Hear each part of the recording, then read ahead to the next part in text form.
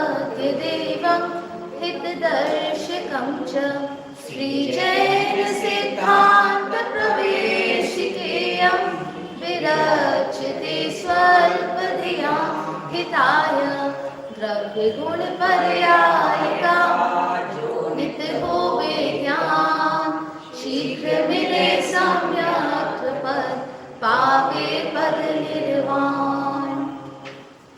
चार अभाव इस प्रकरण पर हमारी चर्चा चल रही है, जहाँ पर हमने किस प्रकार से द्रव्यों में, गुणों में और पर्यायों में कैसा भाव स्वरूप होता है और अभाव स्वरूप होता है, उसकी चर्चा हमने देखी है। चार प्रकार के अभाव होते हैं: प्राग भाव, प्रध्वंसा भाव, न्यून्या भाव, अत्यंता भाव। किसी द्रव्य की वर्तमान पर्याय का भूत की पर्याय में, पूर्व पर्याय में अभाव होना, ये प्राग भाव है। किसी द्रव्य की वर्तमान पर्याय का आगामी पर्याय में अभाव होना, यह है प्रध्वंसा भाव है। एक पुद्गल द्रव्य की वर्तमान पर्याय का दूसरे पुद्गल द्रव्य की वर्तमान पर्याय में अभाव होना, यह अन्योन्या भाव है। तथा सभी द्रव्यों में परस्पर में जो पूर्णतया सर्वथा अभाव होता है, उसको अत्यंता भाव कहा जाता है। अब यहाँ पर पेज नंबर 15 पर चार अभावों को समझने से क्या लाभ है, इसकी चर्चा हम करते हैं।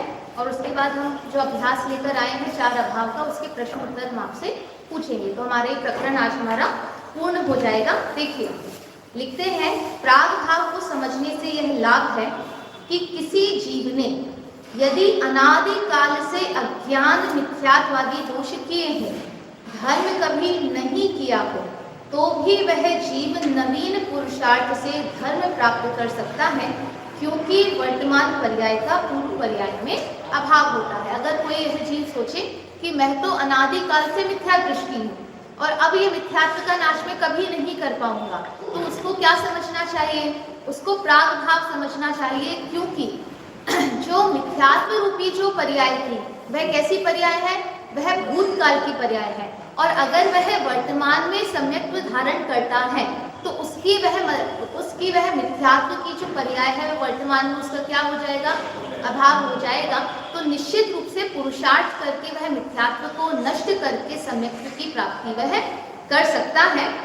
इसलिए यहाँ कह रहे हैं कि अगर किसी जीव को, जैसे हम सभी जीव अनादिकाल से मिथ्या दृष्टि है, अज्ञानी है, और हम ये सोचे कि भाई अब तो हमारा अज्ञान कभी दूर हो ही नहीं सकता, इतने अनादिकाल का मिथ्यात्व एक समय की पर्याय कैसे नष्ट कर पाएगी? इतने अनादिकाल का जो अज्ञान है, वो एक समय की वर्तमान की पर्याय वर्तमान पर्याय उसका नाश किस प्रकार कर पाएगी? तो उसको समझाते हैं, प्राग भाव का अर्थ ही यही है कि अगर वर्तमान पर्याय में आपने पुरुषार्थ किया, अगर वर्तमान पर्याय में आपने द्रव्य पर दृष्टि डाली, तो निश्चित रूप से अनादिकालीन मिथ्यात्व भी क्या होगा? उस एक समय की पर्याय में वह नष्ट होने में समर्थ है। हमें लगता है बहुत मुश्किल होगा। तो कहते हैं, जैसे मान लीजिए एक कमरा है जिसमें घना अंधकार है, मान लो 1000 वर्षों से उस कमरे में कभी सूरज की रोशनी या किसी भी प्रकार का प्रकाश नहीं पहुंचा हो, तो भाई बहुत समय का अंधकार भरा है ना उसमें, बहुत अनादिकाल का नहीं कहेंगे तो लंबे काल का अंधकार तो उसमें भरा हुआ है। तो उसके अंधेरे को दूर करने के लिए बहुत प्रयास करना पड़ेगा, ज़्यादा मेहनत करनी पड़ेगी। अगर 2-3 दिन का बंद कमरा हो जिसमें लाइट नहीं पहुंची हो, तो 2-3 दिन वाले अंधेरे वाले कमरे में तो थोड़ी सी रोशनी से वो क्या हो जाएगा, प्रकाशमान हो जाएगा। लेकिन जो 1000 वर्षों से 2000 वर्षों से जिसमें रोशनी नहीं पहुंची है, प्रकाश नहीं पहुंचा है, ऐसे कमरे में रोशनी डालने में तो कितनी मेहनत हमको लगेगी। तो लगेगी क्या? नहीं लगेगी। जितने मतलब जो कहेंगे एक सूरज की एकमात्र किरण भी वहां पहुंची, तो उस एक किरण से उसी समय में क्या होगा, वो इतने अनादिकाल का, लंबे काल का जो अंधकार था, वह क्षण भर में क्या हो जाएगा, नष्ट हो जाएगा। और ये नष्ट हुआ है वो किसका, क्या बताता है? उस अंधकार का आज के प्रकाश रूप जो अवस्था है उसमें क्या है, उसका अभाव है। और इसीलिए आज हमें वो जो कमरा है, जो भी स्थान है, वो कैसा दिखाई दे रहा है, प्रकाशमान हमको दिखाई दे रहा है। इसलिए अगर हमें लगे कि हम अनादिकाल से विकारी भावों में परिणमन कर रहे हैं, विकृत परिणामों में परिणमन हमारा हो रहा है, हमारी बहुत बुरी अवस्था है, अनादिकाल से हमने सुख का लेश मात्र भी हमने नहीं देखा है, तो अब आगे भी नहीं देख पाएंगे ऐसा नहीं है। क्योंकि निरंतर वर्तमान की जो पर्याय हैं वो भूतकाल की पर्यायों का क्या करती जा रही हैं, अभाव में करती जा रही हैं। ये तो मात्र मिथ्यात्व की बात हुई है। अन्य भी लौकिक अवस्थाओं में भी हम इसका विचार हम कर सकते हैं। जैसे हम कहते हैं ना, जैसे हम किसी चीज़ को लेकर, जो चीज़ कभी ठीक नहीं हो पा रही है या हमारी कोई दशा सही नहीं हो पा रही है, तो हम उसको लेकर निराश हो जाते हैं। तो कहते हैं ये प्राग भाव उस निराशा को दूर करता है, क्योंकि भूतकाल सदा एक सा नहीं होता।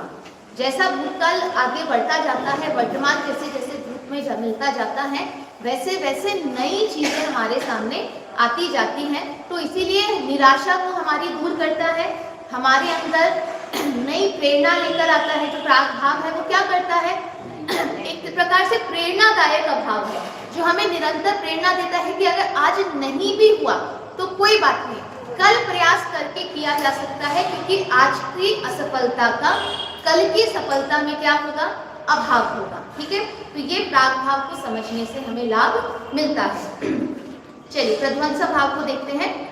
प्रध्वंसा भाव को समझने से यह लाभ है कि यदि किसी जीव ने वर्तमान अवस्था में धर्म ना किया हो, तो भी वह जीव उस अधर्म दशा का तुरंत अभाव करके नवीन पुरुषार्थ से धर्म प्राप्त कर सकता है। ऐसे ही अगर हम वर्तमान में भी अगर हमें लग रहा है कि हमारी दशा बहुत खराब है, अवस्था बहुत खराब है, बहुत दुखी है, और ये दुख रूप अवस्था हमारी निरंतर बनी ही रहेगी, तो कहेंगे ऐसा आवश्यक नहीं है। अगर हम पुरुषार्थ करते हैं तो आज की वर्तमान दुखरूप अवस्था का अभाव करके नवीन सुखरूप अवस्था को हम ला सकते हैं, नवीन सुख पर्याय को हम प्रकट कर सकते हैं।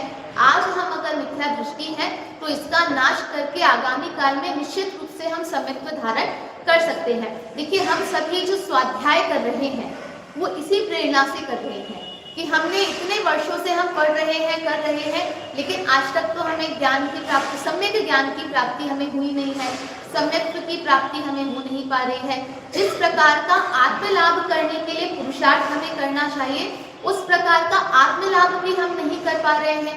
तो क्या हम स्वाध्याय करना छोड़ रहे हैं, क्या हम मंदिर आना छोड़ रहे हैं, क्या हम धर्म प्रवृत्ति करना छोड़ रहे हैं, किस आशा में नहीं छोड़ रहे?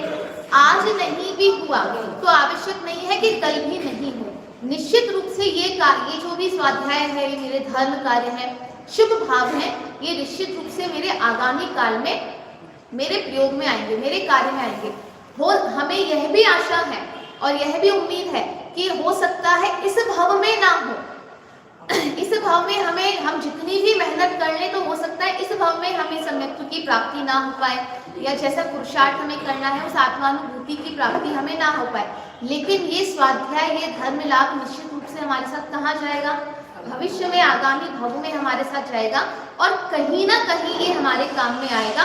कहीं ना कहीं यही स्वाध्याय, यही जो जिन धर्म की जिन वाणी हमने सुनी है, इसी की बात, जिसे हम क्या कहते हैं, कौन सा सम्यक दर्शन कहते हैं, निसर्गज नहीं होता, अधिगमन होता है, कि यही अधिगमन सम्यक दर्शन के रूप में जो हमारे भूतकाल में हमने कभी कोई जिनवाणी सुनी हो, जिन श्रुत हमने अगर कहीं सुना हो और वही हमारे स्मरण में आ जाए, तो वही हमारे सम्यक्त्व का कारण भी बन सकता है। तो ये हम किस चीज को समझकर हम निरंतर आगे बढ़ते रहते हैं, प्रध्वंसा भाव को समझकर कि आज की जैसी मेरी वर्तमान की पर्याय है ये निरंतर ही मेरी बनी रहेगी, ऐसा आवश्यक नहीं है।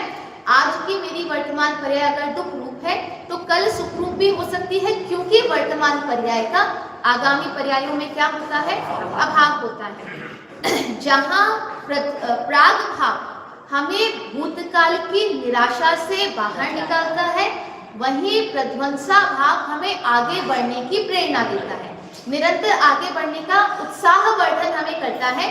कोई बात नहीं, आज नहीं हुआ तो क्या करें, कल करेंगे, क्योंकि आज का कार्य का आज की असफलता का कल की सफलता में क्या हो सकता है, अभाव हो सकता है, नहीं अभाव ही है।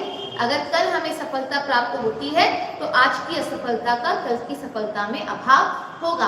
और जैसे ही हम सफल हुए तो ये भूतकाल का जितना भी हमने प्रयास किया, जो हमारा निरर्थक गया था, उसको लेकर हम निराश होंगे क्या, कि नहीं होंगे। जैसे कोई व्यक्ति है, कोई विद्यार्थी है जो किसी एग्जाम को क्रैक करने के लिए, पास करने के लिए मान लीजिए वर्षों से प्रयास कर रहा है।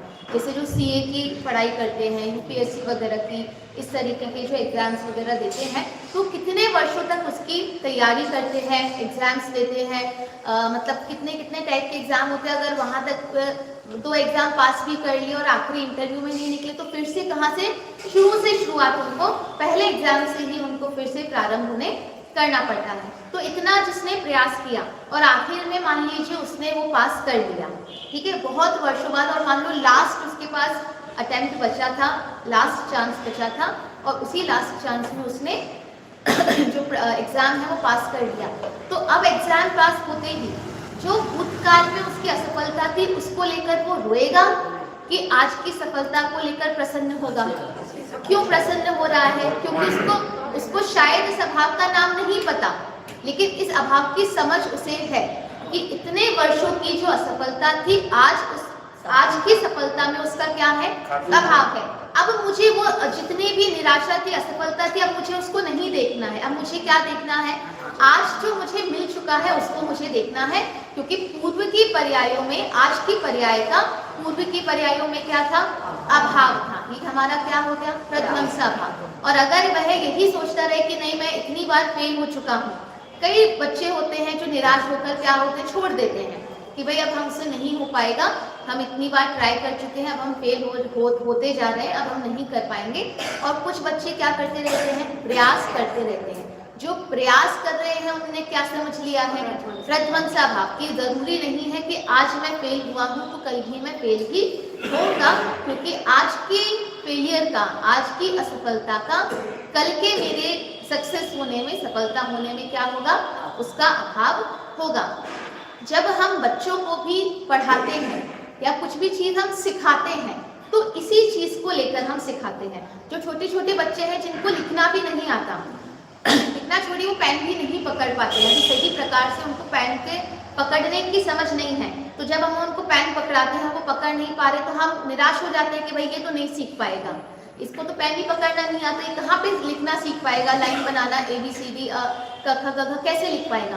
तो हम निराश होते हैं क्या, कि नहीं होते, क्योंकि हमें पता है कि आज ये पेन नहीं पकड़ पा रहा है तो ये जरूरी नहीं कि कभी पेन नहीं पकड़ पाए। निश्चित रूप से आगे जाकर ये पेन पकड़ेगा, ये भी लिखेगा और सही प्रकार से जितनी जो भी उसकी पढ़ाई है वह कर पाएगा। ये पूरी हमारी शिक्षा व्यवस्था किस पर चल रही है, ये पूरी शिक्षा व्यवस्था हमारी प्रध्वंसा भाव पे चल रही है कि आज नहीं कर पाएगा, ये जरूरी नहीं कि कल भी नहीं कर पाएगा, और प्राग भाव पर भी चल रही है। मान लीजिए कोई बच्चा किसी कक्षा में 4 बार फेल हो गया और 5वीं बार में वो पास हो गया, तो उसको आगे की कक्षा में भेजेंगे कि नहीं भेजेंगे, कि बोलेंगे कि नहीं नहीं भाई पहले तो ये 4 बार फेल हो चुका है तो इसको नहीं भेजेंगे, कि नहीं वो 4 बार फेलियर का जो उसकी जो कहेंगे हाँ परिणाम था वो कहाँ चला गया है, भूत में चला गया है, पूर्व पर्याय में चला गया। वर्तमान पर्याय तो कौन सी है कि वो पास हो गया, तो निश्चित रूप से उसको अगली कक्षा में उसको प्रवेश दिया जाएगा, अगली कक्षा में उसको पास किया जाएगा। तो ये जितनी भी हर प्रकार के कार्य जो हम देख रहे हैं वो सारे कार्य यद्यपि हमें उन भावों के बारे में नहीं पता, ये प्राग भाव है या प्रध्वंसा भाव है, लेकिन उसकी समझ के साथ ही हम आगे बढ़ रहे हैं। और अगर हम भूतकाल को लेकर वर्तमान में भी रो रहे हैं तो इसका मतलब हमने प्राग भाव नहीं समझा। और अगर हम वर्तमान में रहते हुए भी भविष्य काल की असुरक्षा को लेकर या उसकी चिंता को लेकर हम आज भी अगर आकुलित हैं तो उसको फिर हमने प्रध्वंसा भाव को भी हमने नहीं समझा है। तो एक प्रकार से प्राग भाव प्रध्वंसा भाव हमको भूतकाल और भविष्य काल की पर्यायों से बिल्कुल क्या कर देता है, निराकुल कर देता है। वो कहते हैं कि भाई आपको कुछ नहीं करना, ना भूतकाल में करना है ना भविष्य में करना है, जो करना है वो कहाँ करना है, मात्र वर्तमान में ही करना है। क्योंकि जो कार्य होगा वो कौन से काल में होगा, वो वर्तमान काल की पर्याय में ही होगा, ना तो भविष्य में होगा ना ही भूतकाल में होगा। मतलब भविष्य में नहीं होगा का अर्थ है हम भविष्य में अभी नहीं कर सकते हैं, भूतकाल में भी अब हम कुछ बदल नहीं सकते हैं, और आने वाला भविष्य कैसा होगा इसमें भी हम परिवर्तन नहीं कर सकते हैं। जो हम कर सकते हैं किसमें कर सकते हैं, मात्र वर्तमान में ही हम कर सकते हैं। तो ये प्राग भाव प्रध्वंसा भाव हमें समझाता है। देखिए अगला हम समझते हैं अन्योन्या भाव समझने से क्या लाभ है। अन्योन्या भाव को समझने से यह लाभ है कि यदि एक पुद्गल द्रव्य की पर्याय दूसरे पुद्गल की पर्याय का कुछ भी नहीं कर सकती है, अर्थात एक दूसरे को मदद, सहायता, असर या प्रेरणा आदि कुछ भी नहीं कर सकती है। इससे हम यह भी समझ सकते हैं जब एक पुद्गल द्रव्य दूसरे पुद्गल द्रव्य का कुछ नहीं कर सकता है तो एक जीव द्रव्य पुद्गल द्रव्य का कैसे कर पाएगा। जब भाई भाई का ही नहीं मान रहा है, भाई भाई की ही सहायता, मदद, असर या प्रेरणा नहीं कर पा रहा है, तो दूसरा जो जीव द्रव्य है वह पुद्गल द्रव्य की मदद, सहायता, उसके ऊपर कोई असर या उसको किसी प्रकार की प्रेरणा, कैसे प्रेरणा का अर्थ यहाँ पे निमित्त के रूप में भी, मतलब कार्य करने में जो सहायक होते हैं उस रूप में भी कह सकते हैं। तो यहाँ कह रहे हैं एक पुद्गल द्रव्य का दूसरे पुद्गल द्रव्य की पर्यायों में अभाव होता है। तो इससे भी हमारे अंदर किसके भाव आते हैं, स्वतंत्रता के, निरपेक्षता के भाव आते हैं। जब हम पुद्गल द्रव्य की पर्यायों का परिणमन कराने में हम किसी भी प्रकार की आकुलता करते हैं कि कोई जो कार्य है वो किसके अनुसार परिणमन करे, मेरे अनुसार परिणमन करे। मैं खाना बनाऊं तो कैसा बनाऊं, स्वादिष्ट ही बनाऊं, मतलब मैं खाना भोजन बनाए तो अच्छा भोजन ही हमारे द्वारा बने। तो बन सकता है क्या कि हमारे, क्योंकि वो जो पुद्गल द्रव्य की पर्याय है उसका और जीव द्रव्य की पर्याय में तो ऐसे ही अभाव है।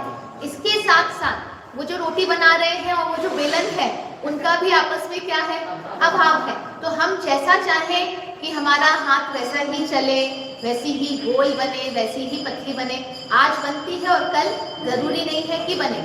वही हमारी आटा चक्की है और वही गेहूं है, लेकिन हर बार क्या एक ही प्रकार का गेहूं पिसता है कि नहीं पिसता। कभी बहुत ज़्यादा बारीक हो जाता है, कभी बहुत ज़्यादा मोटा हो जाता है, कभी जैसा हमें चाहिए बिल्कुल वैसा हमें मिल जाता है। तो ऐसा क्यों हो रहा है, क्योंकि चक्की अलग द्रव्य है और आटा अलग द्रव्य है, और दोनों द्रव्यों का एक दूसरे में क्या है, अभाव है। तो वो अपने अपने अनुसार ही परिणमन करेंगे। यद्यपि वही चक्की उसी क्या कहेंगे, उसी नंबर पे जिसमें घूम रही है, जैसी उसको स्पीड में सब उसी प्रकार का कार्य हो रहा है, लेकिन इसके बावजूद भी एक पुद्गल द्रव्य दूसरे पुद्गल द्रव्य में किसी भी प्रकार का परिणमन कराने में सक्षम नहीं है, क्योंकि दोनों द्रव्यों में क्या है, अन्योन्या, दोनों पुद्गल द्रव्य की पर्यायों में अन्योन्या भाव है। इससे भी हमारे अंदर निराकुलता का भाव, स्वतंत्रता का भाव आता है कि भाई अब हमें कुछ करना ही नहीं है। मतलब दो पुद्गल द्रव्यों को भी अगर हम मेल करके कुछ नया बनाने की, कुछ नई कार्य करने की अगर हम प्रयास करते हैं और उस रूप अगर उस द्रव्य का परिणमन नहीं हो पाता है तो उसको लेकर हमें आकुलित नहीं होना है, दुखी नहीं होना है, बल्कि क्या समझना है, इन दोनों पुद्गल द्रव्यों का क्या था, एक दूसरे में अभाव था। देखिए ये सब जितने भी जैन धर्म के सिद्धांत हैं, ये सभी सिद्धांत हमको सहजता की ओर लेकर जाते हैं, निराकुलता की ओर लेकर जाते हैं। क्योंकि जैन धर्म और जिनवाणी का एकमात्र जो हम कहेंगे उद्देश्य क्या है, हमें सुखी बनाना, हमें निराकुल सुख की प्राप्ति हमें कराना। और ये सभी जो सिद्धांत है हमें निराकुलता की ओर ही हमें लेकर जाते हैं। ये चार अभाव हमें क्या बता रहे हैं कि भाई निराकुल रहो, किसी कार्य के कर्ता धर्ता बनने की आवश्यकता नहीं है, किसी कार्य को करने की आकुलता करने की आवश्यकता नहीं है, क्योंकि सभी कार्य अपने अपने अनुसार करेंगे, क्योंकि मेरा उसमें अभाव है, उसका उसमें अभाव है, इनका उसमें अभाव है। आपस में परस्पर में सभी द्रव्य का, गुणों का, पर्यायों का अभाव है, जिसके कारण मैं किसी का कर्ता धर्ता नहीं बन सकता हूँ। और अगर मुझे कुछ करना धरना नहीं है तो मुझे क्या करना है फिर? जान रहा हूँ, देख रहा हूँ, मुझे ज्ञाता दृष्टा रहना है। ये चार अभाव भी हमें क्या बनने की प्रेरणा देते हैं? ज्ञाता दृष्टा बनने की प्रेरणा देते हैं। और ज्ञाता दृष्टा बनने में ही सहजता है, ज्ञाता दृष्टा बने रहने में ही निराकुल सुख की अनुभूति हमें हो सकती है। चलिए अगला देखते हैं। अत्यंत भाव को समझने से लाभ है कि यदि प्रत्येक द्रव्य में दूसरे द्रव्य का अभाव होने से कोई द्रव्य अन्य द्रव्य के पर्यायों में कुछ भी नहीं कर सकता, अर्थात सहायता, असर, मदद या प्रेरणा इत्यादि कुछ भी नहीं कर सकता। शास्त्र में जो कुछ अन्य में करने कराने आदि का कथन है वह घी के घड़े के समान मात्र व्यवहार का कथन है, सत्यार्थ नहीं है। अर्थात यहाँ कह रहे हैं ये जितने भी द्रव्य हैं छहों द्रव्यों का भी परस्पर में क्या है? अभाव है। मात्र छहों द्रव्यों का परस्पर में अभाव नहीं है, प्रत्येक द्रव्य में जो अनंत गुण हैं उनमें भी परस्पर में अभाव है। अर्थात ज्ञान गुण का दर्शन गुण में अभाव है, दर्शन गुण का चारित्र गुण में, क्योंकि अगर इन गुणों में भी अगर हम अभाव नहीं देखेंगे तो ये भी कैसे हो जाएंगे? एक में एक हो जाएंगे। अगर जैसे ज्ञान का दर्शन गुण में अभाव नहीं होगा तो क्या होगा? या तो दर्शन ज्ञान रूप हो जाएगा या ज्ञान दर्शन रूप हो जाएगा। तो सारे गुण कैसे हो जाएंगे? एक में एक रूप हो जाएंगे। तभी जो द्रव्य की व्यवस्था है वो हमारी क्या हो जाएगी? विचलित हो जाएगी, विघटित हमारी हो जाएगी। इसीलिए मात्र द्रव्यों में ही परस्पर में अभाव नहीं है, अपितु गुणों में भी अभाव है। तो हम समझ सकते हैं अत्यंता भाव अगर द्रव्य और गुणों में अभाव बताता है तो प्रागभाव, प्रध्वंसा भाव पर्यायों के मध्य में उसका अभाव वह हमें बताता है कि मतलब द्रव्य और गुणों में तो अत्यंता भाव हो गया है और एक ही द्रव्य की पर्यायों में कौन सा अभाव हो जाएगा? प्राग भाव और प्रध्वंसा भाव उसके अंतर्गत आता है। तो एक द्रव्य जो है वो अन्य द्रव्य का कुछ भी करने में सक्षम नहीं है। तो इन कर्मों ने इस जीव को संसार में रोके रखा है या नहीं रोके रखा? तो अगर कर्म तो है और कर्म के होते हुए जीव मोक्ष जा सकता है क्या? मतलब कर्म के कारण जीव मोक्ष नहीं जा पा रहा है। तो ये जो कहते हैं ये निमित्त नैमित्तिक कथन है। निमित्त नैमित्तिक के अपेक्षा से अगर हम देखते हैं तो जब तक कर्म रहेंगे तब तक जीव को संसार में ही रहना पड़ेगा, लेकिन जीव कर्म के कारण संसार में नहीं रह रहा है, अपनी भूल के कारण संसार में रह रहा है। वो जो एक पंक्तियां आती है भावना, कौन सी भावना की है? भूल मेरी अधिकाई अग्नि सहे घनघात लोक की संगति पाई। उसकी पहली पंक्ति क्या है? कर्म विचारे कौन भूल मेरी अधिकाई अग्नि सहे घनघात लोक की संगति पाई। कि कर्म तो विचारे कौन है? कर्मों ने तो कुछ किया नहीं है, उनमें तो ज्ञान भी नहीं है। सारा दोषारोपण हमने किस पे कर दिया है? कर्मों के ऊपर कर दिया है कि भाई कर्म के कारण कर्म बंधन है और कर्मों ने हमें संसार में रोके रखा है। तो वहाँ कहते हैं कर्म विचारे कौन भूल मेरी अधिकारी, बल्कि अधिकारी तो कौन था? मेरी भूल इस बात की अधिकारी है। मतलब किसके ऊपर आरोप आना चाहिए? मेरे स्वयं पर आरोप आना चाहिए था कि मैं अपनी भूल के कारण ही संसार में पड़ा हुआ हूँ। बल्कि वो क्या रहा है? अग्नि सहे घनघात लोह की संगति पाई। जैसे जो लोहे को शेप देना होता है तो उसको गर्म किया जाता है और गर्म करके घनघात, घन मतलब होता है जो वो हथौड़ा उनका होता है, उससे उस पर घात किया जाता है और जिस भी प्रकार का उसे शेप या आकार देना होता है वो देता है। तो जब उसको गर्म करते हैं तो लोहे को जब गर्म किया और लोहे की पिटाई की तो लोहे की पिटाई के साथ और कौन पिट रहा है? अग्नि भी पिट रही है, जबकि उस अग्नि ने तो कुछ नहीं किया था। लेकिन क्यों पिट रही है? क्योंकि वो लोहे के साथ है। ऐसे ही बेचारे कर्मों ने तो कुछ नहीं किया था, लेकिन नाश किसका करना पड़ रहा है? कर्मों का। जितनी भी बार हम सिद्ध दशा की बात करते हैं, मोक्ष की बात करते हैं, मुक्ति की बात करते हैं, तो हम किसको नष्ट करने की बात करते हैं? हमें कर्मों का नाश करना है। जबकि कर्म तो बेचारे कौन थे, लेकिन वो बेचारे जीव के मोहराग द्वेष परिणामों के कारण वो भी क्या करते हैं? घन घात। उनको भी यद्यपि उन्हें इस प्रकार का दुख नहीं होता क्योंकि वे तो अचेतन हैं लेकिन जो हम उन पे दोषारोपण कर रहे हैं उस अपेक्षा से कह रहे हैं कि एक प्रकार से देखो तो गाली सिर्फ जीव को पड़नी चाहिए थी, लेकिन गाली किसको पड़ रही है? साथ में कर्म को भी गाली पड़ रही है। क्यों पड़ रही है? क्योंकि वो जीव के साथ है। जैसे अग्नि और लोहे साथ होने पर अग्नि को भी वो घन का घात उसको सहन करना पड़ रहा है। तो जब अत्यंता भाव हम समझते हैं तो अत्यंता भाव को समझने से हमें एक बात यह समझ में आती है कि मैं मात्र अपना कर्ता धरता हूँ, अपने द्रव्य गुण पर्यायों का कर्ता धरता हूँ, अन्य द्रव्य गुण पर्यायों का कर्ता धरता मैं नहीं हूँ। इससे अकर्तृत्व की जो भावना है वो आती है। जो हमारे यहाँ अकर्तावाद का जो सिद्धांत है वह इसी सिद्धांत से पुष्ट होता है। दूसरा, अगर मैं किसी का कर्ता धरता नहीं हूँ तो मुझे किसी भी कार्य को करने की आकुलता करने की आवश्यकता नहीं है, क्योंकि आकुलता करने पर भी मैं अपनी इच्छा के अनुसार उस कार्य को परिणमा नहीं सकता हूँ। कार्य उस द्रव्य का परिणमन जैसा होना होगा वह उस रूप में ही परिणमन होगा। मेरे करने से या मेरे विकल्प करने से भी उस द्रव्य का परिणमन मेरी इच्छा के अनुसार होने वाला नहीं है। तो मैं अपना कर्ता धरता हूँ या नहीं हूँ? कि हाँ, मैं अपने द्रव्य गुण पर्यायों का कर्ता धरता हूँ। तो मुझे अब पुरुषार्थ कहाँ करना है? मुझे अब बाहर में पुरुषार्थ नहीं करना है, मुझे अब अंतर में पुरुषार्थ करना है। मैं अगर अंतर में पुरुषार्थ करूंगा तो मेरा जो शुद्ध स्वभाव है या मेरा जो ज्ञान दर्शन का शुद्ध स्वभाव है वह निश्चित रूप से परिणमित होगा। जब हम बाहर में काम करेंगे तो कार्य होने वाला नहीं है। कार्य तो कहाँ होने वाला है? अंतर में ही कार्य होने वाला है। तो बाहर के कार्यों से हम मुक्त हो गए। मतलब कितना सारा कार्य हमने ओढ़ रखा था, हमारा कार्य वह था नहीं, लेकिन हमने जो कहेंगे उन कार्यों का जो बोझ था वो हम ढो रहे थे। तो उस कार्य का बोझ हमसे दूर हो गया, तो हम उन कार्यों से क्या हो गए हैं? मुक्त हो गए हैं, निराकुल हो गए हैं। एक बात तो यह है कि मैं किसी द्रव्य का कर्ता धरता नहीं हूँ, तो अन्य द्रव्य भी मेरा कर्ता धरता नहीं है। इससे स्वाधीनता का, स्वतंत्रता का, निरपेक्षता का, निराकुलता का जो भाव है ये हमारे अंतर में प्रकट होता है। इस प्रकार से चार अभावों को समझने से हमारे अंतर द्रव्य गुण पर्यायों को और जो स्पष्ट रूप से हमें समझना चाहिए उसकी जो सिद्धि है वो हमारी होती है। अब हम यहाँ पर कल हमने बात की थी कि हम थोड़े से चार अभावों का जो एक्सरसाइज है वो थोड़ा हम करेंगे। तो यहाँ पर कुछ क्वेश्चंस मैं लेकर आई हूँ, वो प्रश्न आपके सामने आएंगे और आपको बताना है इसमें कौन सा अभाव घटित होता है। ठीक है, मैंने भेज दिया आपको।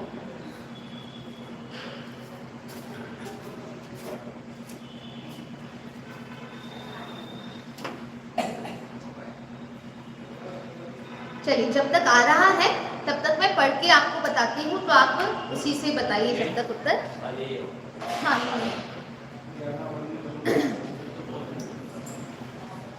ये फुल स्क्रीन में आ पाएगा?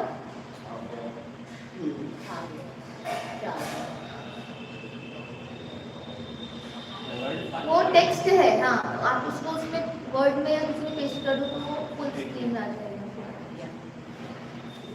चलिए, जिनको दिख रहा है वो उधर से पढ़े, बाकी सुने। ठीक है, प्रश्न है, पहला प्रश्न है और इसका उत्तर एक यहाँ से देंगे और एक यहाँ से देंगे और हाथ उठा के देंगे, सामूहिक नहीं देंगे। ठीक है, वो सामूहिक में फिर सब मिक्स हो जाता है। तो जिसको उत्तर देना है वो हाथ खड़ा करेंगे, उनसे हम पूछेंगे। पहला प्रश्न महिला वर्ग से है, ज्ञानावर्णी कर्म के क्षय से केवल ज्ञान की प्राप्ति होती है। इसमें कौन सा अभाव नहीं, मतलब इसमें कौन से अभाव को हम समझ सकते हैं कि कौन सा अभाव है? हाँ, चलिए। प्राभाव को, क्योंकि वर्तमान पर्याय में पूर्व पर्याय का अभाव। गलत। ज्ञानावर्णी कर्म के क्षय से केवल ज्ञान की प्राप्ति होती है। मतलब इसमें कौन सा अभाव हमें समझाना पड़ेगा कि ऐसा नहीं है। हाँ। किस अभाव के कारण ये घटित नहीं होगा वाक्य, ऐसा समझाइए। ज्ञानावर्णी कर्म के क्षय से केवल ज्ञान की प्राप्ति। हाँ, शोभना नहीं, वो तो 4 ही है। हाँ तो बताइए कैसे? हाँ, अत्यंत भाव कैसे? एक का दूसरे में एक कौन है? उद्गल कौन है? हाँ, ज्ञानावर्णी कर्म क्या है? उद्गल द्रव्य है। और केवल ज्ञान कौन है? जीव द्रव्य की पर्याय है। तो ज्ञानावर्णी कर्म के क्षय से केवल ज्ञान होता है या नहीं होता? नहीं होता। हाँ, जब ज्ञान की केवल ज्ञान रूप पर्याय प्रकट होनी होती है तब केवल ज्ञान होता है जीव के स्वयं के पुरुषार्थ से, और उसी समय ज्ञानावर्णी कर्म का क्षय निमित्त होता है। लेकिन ज्ञानावर्णी कर्म के क्षय से केवल ज्ञान नहीं होता, क्योंकि ज्ञानावर्णी कर्म क्या है? उद्गल द्रव्य है। और केवल ज्ञान कौन है? जीव द्रव्य की पर्याय। और दोनों का कौन सा भाव है? अत्यंता भाव है। दोनों के अंतर में कौन सा भाव है? अत्यंता भाव है। ऐसे प्रश्न है। ठीक है, चलिए अगला प्रश्न है। हाँ, ऐसे बता देते हैं। कर्म के उदय से शरीर में रोग होता है। असाता कर्म के उदय से शरीर में रोग होता है। ऐसे नहीं बताएंगे, हाँ हाथ खड़े करके बताएंगे। चलिए, हाँ, अन्योन्य भाव कैसे? हाँ हाँ, शरीर भी पुद्गल द्रव्य की पर्याय है? नहीं, असाता कर्म भी पुद्गल द्रव्य है, और शरीर जो है वो भी पुद्गल द्रव्य है। लेकिन हाँ, लेकिन दोनों वर्तमान पर्यायों में, दो पुद्गल द्रव्य की वर्तमान पर्याय में क्या होता है? अभाव होता है। तो असाता कर्म के कारण शरीर में रोग निमित्त कारण होता है। शरीर में उस रूप अवस्था बननी होती है, इसीलिए क्या होता है? उसमें रोग उत्पन्न होता है। और असाता कर्म उसमें क्या बनता है? उसमें निमित्त कारण वह बनता है। तो इसमें कौन सा भाव हुआ? अन्योन्य भाव इसमें हुआ है। चलिए अगला देखते हैं। अब ये पुरुष वर्ग से, यह आदमी चोर है क्योंकि बचपन में इसने मेरी किताब चुराई थी। प्राग भाव है। क्यों?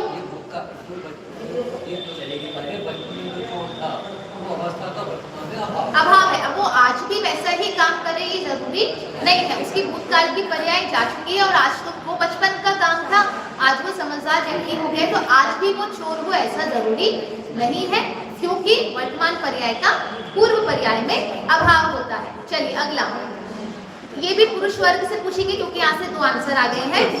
चश्मा नहीं होने से मुझे कुछ समझ नहीं आ रहा। नहीं, चश्मा नहीं होने से मुझे कुछ समझ नहीं आ रहा। अत्यंता भाव। चश्मा क्या है? उद्गल है। और समझ क्या है? ज्ञान। समझ क्या है? ज्ञान। और दोनों का क्या है? अभाव है। अगर चश्मे से ही समझ में आता तो सारे चश्मे वालों को समझ में आता, और बिना चश्मे वालों को समझ नहीं आता। तो जो बिना चश्मे वाले हैं उनको भी समझ आ रहा है, और जो चश्मे वाले हैं हो सकता है उनको भी समझ ना आए। तो इसका मतलब चश्मे से समझ नहीं होती, क्योंकि चश्मे का ज्ञान की पर्याय में क्या है? अभाव है, अत्यंत अभाव है। चलिए, ज्यादा घी तेल खाने से मैं मोटा हो गया। हाँ, प्रिया बताएंगी। हाँ, अन्योन्य भाव। क्यों? क्योंकि घी भी पर्याय है, और ये शरीर में जो हाँ, क्योंकि जो घी तेल नहीं खा रहे वो भी मोटे हो रहे हैं, और जो घी तेल खा रहे हैं वो भी मोटे नहीं हो रहे हैं। इसका मतलब उसमें क्या है? अन्योन्य भाव है। घी तेल वर्तमान पुद्गल की पर्याय है, और मोटा होना शरीर की जो अवस्था है वो वर्तमान पुद्गल की पर्याय, दोनों का एक दूसरे में अभाव है। चलिए अगला, आप बीमार हैं, यहाँ से बताएंगे। आप बीमार हैं तो मेरे बेटे को दिखा लीजिए, आज ही उसका मेडिकल कॉलेज में एडमिशन हुआ है। हाँ, नहीं, मतलब थोड़ा सा और इसमें सोचना पड़ेगा आपको। वाक्य में देखिए, आज ही आप मेरे बेटे को बीमार है तो दिखा लीजिए, क्योंकि आज ही उसका मेडिकल कॉलेज में एडमिशन हुआ है। हाँ, प्रशंसा भाव। क्यों नहीं दिखाई आज? क्योंकि आज तो मेडिकल कॉलेज में एडमिशन हुआ है, डॉक्टर बना नहीं है, बाद में बनेगा डॉक्टर। तो आज के कल के डॉक्टर रूप जो पर्याय है, और आज की जो उसकी स्टूडेंट ग्रुप की पर्याय, उसमें क्या है? अभाव है। तो तो अब हम सोचेंगे भाई मेडिकल कॉलेज में हो गया तो हो सकता है आगे जाके डॉक्टर निश्चित रूप से बनेगा, लेकिन आज उसका क्या है, उस डॉक्टर रूप पर्याय का अभाव है। आगामी काल में हो सकती है लेकिन आज उसका अभाव है। इस अपेक्षा से क्या है, प्रध्वंसा भाव। चलिए, गोरस होने से दूध और घी दोनों का स्वाद एक समान होता है। अन्योन्याभाव, क्योंकि नहीं, गोरस होने से दूध और घी दोनों का रस, दोनों का स्वाद एक समान होता है। तो यहाँ पे एक दूध और एक घी नहीं ले रहे हैं, वही दूध और वही उसी का ही घी ले रहे हैं। हाँ, प्रध्वंसा भाव भी ले सकते हैं और प्राग भाव भी ले सकते हैं। बस हमें ये समझना है कि हम वर्तमान पर्याय में क्या ले रहे हैं। अगर हम घी को वर्तमान पर्याय लेंगे तो प्राग भाव होगा, अगर हम दूध को वर्तमान पर्याय लेंगे तो प्रध्वंसा भाव होगा। दोनों का स्वाद एक समान क्यों नहीं है, क्योंकि दूध रूप पर्याय का आगामी घी रूप पर्याय में क्या है, अभाव है, और घी रूप पर्याय का पूर्व की दूध रूप पर्याय में क्या है, अभाव है। तो इसमें दोनों घटित कर सकते हैं। हमें बस ये देखना है कि वर्तमान पर्याय हम क्या ले रहे हैं। ठीक है, अगर दूध लेंगे वर्तमान पर्याय तो प्रध्वंसा भाव आएगा, घी को वर्तमान पर्याय लेंगे तो प्राग भाव आएगा। ठीक है, चलिए, आज तो मिठाई खाकर आनंद आ गया। चलिए, किसको आनंद आया है वो बताएंगे। हाँ, अत्यंता भाव, क्योंकि मिठाई उद्गल द्रव्य है और आनंद जीव द्रव्य की पर्याय है और दोनों में क्या है, अभाव। ठीक है, अब बताइए, इच्छा और भाषा में कौन सा अभाव है? इच्छा और हाँ, क्यों? इच्छा क्या है, जीव की पर्याय है, विकारी परिणमन है, और भाषा क्या है, भाषा वर्गना है, उद्गल द्रव्य है, इसलिए इसमें क्या होगा, अत्यंता भाव होगा। अगला, एक ही जीव की अरिहंत, इधर से बताएंगे, एक ही जीव की अरिहंत और सिद्ध दशा। हाँ, प्राग भाव या प्रध्वंसा भाव दोनों हम ले सकते हैं। अरिहंत दशा में सिद्ध दशा का प्रध्वंसा भाव है, सिद्ध दशा में अरिहंत दशा का प्राग भाव है। ठीक है, अब यहाँ पर अन्य जीव की अरिहंत और सिद्ध दशा, दो जीव है, एक की अरिहंत दशा, एक की सिद्ध दशा है, अत्यंता भाव। ठीक है, क्योंकि दोनों द्रव्य कैसे हैं, भिन्न भिन्न, दो द्रव्यों में अत्यंता भाव होता है, चाहे वो जीव द्रव्य ही क्यों ना हो। दो जीव द्रव्यों, एक जीव द्रव्य की पर्यायों में प्राग भाव प्रध्वंसा भाव लगेगा, जो जीव द्रव्यों की पर्याय में अत्यंता भाव लगेगा, क्योंकि इस जीव की अरिहंत दशा का दूसरे जीव की सिद्ध दशा में या अरिहंत दशा में, जो भी दूसरी दशा है उसमें पूर्णतया अभाव होता है। अब बताइए, एक ही पेड़ के दो फलों में अभाव, अन्योन्या भाव, क्योंकि दोनों की वर्तमान पर्याय कैसी है, अलग, अभाव भिन्न भिन्न है। ठीक है, एक ही पेड़ के दो फल है, अब दो भिन्न पेड़ के फलों में अभाव, दो भिन्न पेड़ है, मतलब मान लीजिए एक पहला जो पेड़ था उसमें दो आम थे, तो उनमें अन्योन्या भाव है। अब एक आम का पेड़ है और एक जाम का पेड़ है, अब इन दोनों में कौन सा भाव होगा? हाँ, प्रध्वंसा भाव क्यों होगा? अलग अलग, मतलब पहले जाम था और वो एप्पल बन गया, आम बन गया। अपने अपने में गुण रहेंगे ना, उसके गुण उसमें रहेंगे। हाँ, इसलिए तो वर्तमान पर्याय तो वो वर्तमान पर्याय, तो ये भी अन्योन्या भाव ही है। ठीक है, ये प्रश्न इसलिए दिया, देखिए, एक ही जीव की अरिहंत और सिद्ध दशा की जब हमने बात की थी, तो एक ही जीव की अरिहंत सिद्ध दशा में प्राग भाव प्रध्वंसा भाव लग रहा है, लेकिन दो जीव जहाँ पर आ गए तो वहाँ पे क्या हो गया, अत्यंता भाव आ गया। लेकिन उद्गल द्रव्य में ऐसा नहीं होता। उद्गल द्रव्य की एक ही पेड़ के दो फल हो या अलग अलग पेड़ के दो फल हो, उन सब में कौन सा भाव होगा, अन्योन्या भाव ही होगा। उनके वर्तमान पर्याय को अगर हम देखेंगे तो उनके मध्य में अन्योन्या भाव ही होगा। ठीक है, अब अगला बताइए, दो परमाणुओं के मध्य का अभाव, दो लिखा नहीं है ना, 14 नंबर का प्रश्न है, दो परमाणुओं के बीच में कौन सा अभाव होगा? हाँ, अन्योन्या भाव, सबको ये लग रहा है, नहीं, अत्यंता भाव। अच्छा, दो, अब ये जो दो पुद्गल परमाणु है ना, ये कभी भी एक रूप नहीं होंगे, एक रूप मतलब इस पुद्गल परमाणु के जो गुण हैं वो स्कंध रूप होकर नया पुद्गल द्रव्य तो बना सकते हैं। जैसे दो जीव द्रव्य एक में एक नहीं हो सकते, ऐसे ही दो परमाणु भी एक रूप अर्थात उनके गुण जो है वो कभी भी एक रूप होने वाले नहीं है। एक रूप होने का मतलब है इस परमाणु के गुण अन्य परमाणु के गुणों रूप कभी भी नहीं होगा। वो कैसे बने रहेंगे? वो निरंतर हमेशा भिन्न भिन्न ही बने रहेंगे। लेकिन जब स्कंद रूप हो जाते हैं तो स्कंद रूप होने में उनकी पर्याय हमको जो भिन्न भिन्न दिखाई देती है वो भिन्न भिन्न पर्याय कभी एक रूप हो सकती है। आज जो वस्त्र रूप पर्याय है वो कभी बर्तन रूप हो सकती है, बर्तन रूप पर्याय कभी टेबल रूप हो सकती है, चेयर रूप हो सकती है। तो वो अन्योन्य भाव समझाने के लिए है। लेकिन वास्तविकता में जब हम परमाणुओं के गुणों को हम देखेंगे तो वो कभी भी एक रूप नहीं हो रहे हैं। तो जैसे दो जीव द्रव्यों में क्या है? अत्यंत भाव है, ऐसे दो परमाणुओं में भी क्या होगा? अत्यंत भाव ही।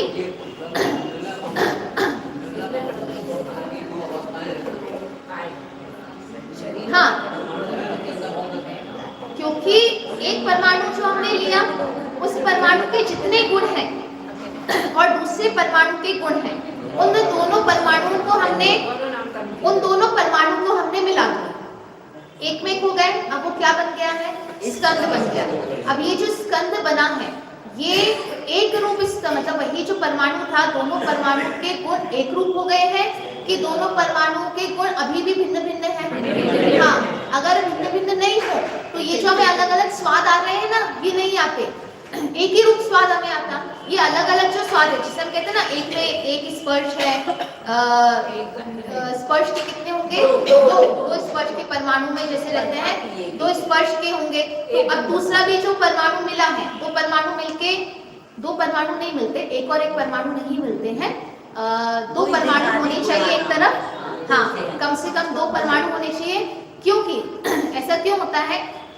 दोनों परमाणु बराबर है, ठीक है?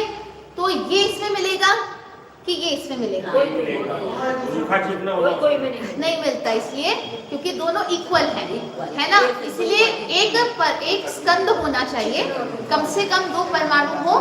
तो ये बड़ा हो गया ना, तो फिर वो एक परमाणु को अपने पास ले सकता है। तो मान लीजिए दो परमाणु है या एक परमाणु, दो परमाणु का स्कंद है और एक परमाणु है, तो ये भी जब एक दूसरे से मिले तो ये एक में एक होकर नया स्कंद तो बनाया है, लेकिन उनके गुणों का अभाव, किसी भी एक परमाणु के गुणों का अभाव नहीं हुआ है। वो अपने उनके जो गुण हैं वो कैसे हैं? बने हुए हैं। किसके अभाव के कारण? अत्यंता भाव के कारण। अगर अत्यंता भाव नहीं हो तो एक ही प्रकार का स्कंद बनेगा, अलग अलग प्रकार के स्कंद ही नहीं बन पाएंगे, क्योंकि वे अपने गुणों के भाव रूप बने रहते हैं और अन्य गुणों का उनमें अभाव होता है। इसलिए हमें भिन्न भिन्न प्रकार की वर्गणाएं और स्कंद हमको दिखाई देते हैं। चलिए, अगला है शरीर और आयु कर्म में कौन सा भाव है? अत्यंत भाव। नहीं, अन्योन्या भाव। आयु कर्म कर्माण वर्गेणा, शरीर आहार वर्गेणा, ठीक है? और दोनों में कौन सा भाव है? अन्योन्या भाव है। तो चलिए, ऐसे और भी आप खुद विचार करिए और किसमें किस प्रकार के अभाव हो सकते हैं। हमारे यहाँ पे ये चार अभाव का जो प्रकरण है वो पूरा होता है। अब अगला प्रकरण हम आगे प्रारंभ हम करेंगे। चलिए, आज की कक्षा यहाँ पूरी।